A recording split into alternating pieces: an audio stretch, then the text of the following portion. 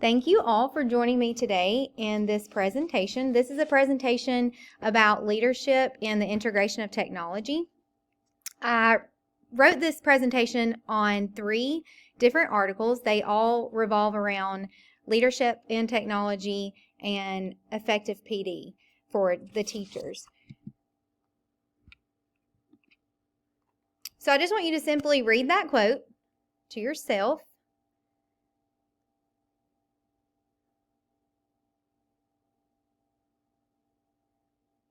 So what are some words or phrases that stuck out to you if one person just wants to share?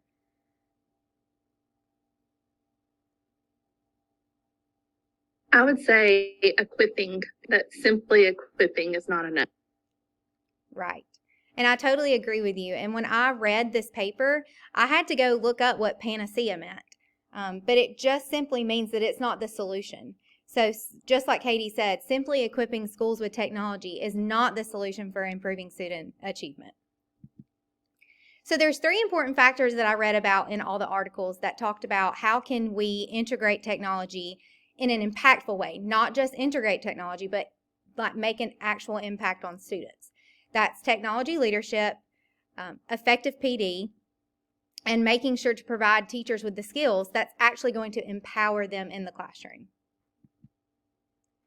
So how are ways that principals, what are the roles that they need to take to initiate that change in the school? And in one of the articles I read, it talked a lot about second order change. So there's 2 types of changes, first order change and second order change. And in order to make a sustaining change, like something that's going to change the impact of what's happening in the classroom, it has to be the second order change, something that is sustainable, something that's going to transform what is happening in a positive way. So these were some of the key characteristics in order for a principal to be able to create that change in their school. Having that high morale with their teachers so that they can have teacher respect and buy-in, designing the PD specifically for their teachers' needs, making sure to foster that collaboration and giving teachers time to collaborate with their co-teachers. Also, being able to acknowledge their strengths and celebrate the risks that they take in their classroom, just affirming those teachers, and that's going to also help build that morale, which is one of the most important things in being able to integrate technology with an impactful way. Also, depend on a leadership team. So the principal themselves can't be the end-all be-all. It talked a lot about having those leadership teams in your school. Like, for example, at Oxford City Schools, we have our teacher leads, and we have our instructional coaches, and we have our district leader teams. So really making a team that can help integrate technology in a way that's going to change the classroom, not just trying to do it all on your own. Partnering together and offering that continuous support, and then being present in the classrooms and providing that feedback. And one of the biggest things that we've kind of worked on at our school, I think, is being present in the classrooms, making sure that teachers know that you are supporting them and giving them feedback. So, with being a role, on taking the role of being a leader in technology, one of the most important things that I read about was effective professional development. And that's something I just mentioned. And within that effective professional development, you have to make sure it meets the teacher's needs. And if you're not present in the classrooms, you're not going to know the needs of teachers. So that's why being present with your teachers and knowing what they need is very important when you're designing your PD for them. One thing that I feel like a lot of the time happens is during professional developments, it's just a sit and get, and teachers don't have time to go integrate it in their classroom, or some teachers might integrate it in their classroom, some might not, and then there's no follow-up. It's just they come back and they get more PD. Would y'all agree with that statement sometimes, or do you feel like teachers do have time to go integrate it and then we come back and we talk about those things?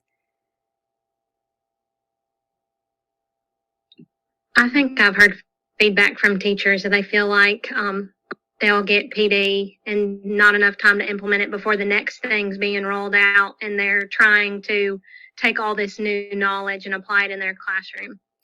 Exactly. And that's a lot of what the article affirmed, that teachers don't have time to integrate the concepts in their classroom. They don't have time to talk and collaborate with other teachers about how it's going, building those professional learning communities, and not just for the teachers, but building those professional learning communities for the admins and the instructional partners and the teacher leaders, so that that team can help collaborate and foster professional learning communities amongst the teachers. And then again, following up and supporting and feedback is so important with effective professional development. So this was the model that the article I read. It really pushed for a flipped PD model. It was very interesting how it differs from just a traditional PD model.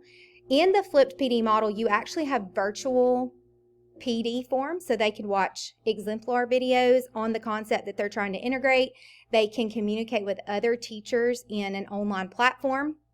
And not only that, but also you can have communication amongst grade levels and teachers in your same grade. And I think about how we kind of already implement that in Oxford City. We just don't make it as impactful as we need it to be for the teachers to take it back to their own classrooms. It also talks about how you have those face-to-face meetings, so you don't just have the virtual, but they have time to come face-to-face and actually plan for integration and reflect. So a lot of the times we have that PD, like you said, Jennifer, and then that's where they learn, but they never have time to come back and talk about how they integrated it and reflect on those practices. So I really like the Flip PD model, and it talks about how this is a suggested model for effective technology integration. So this is what I want to leave you with today. Change is a team effort. And just like we talked about, it takes a team to create that second order change in schools. And it takes time and implementation and reflection to make sure that that change is happening and that it makes an impact on student learning. So I appreciate your time today during this presentation. I hope you all can take something back to your own professional growth and implement it. And I hope you have a great day.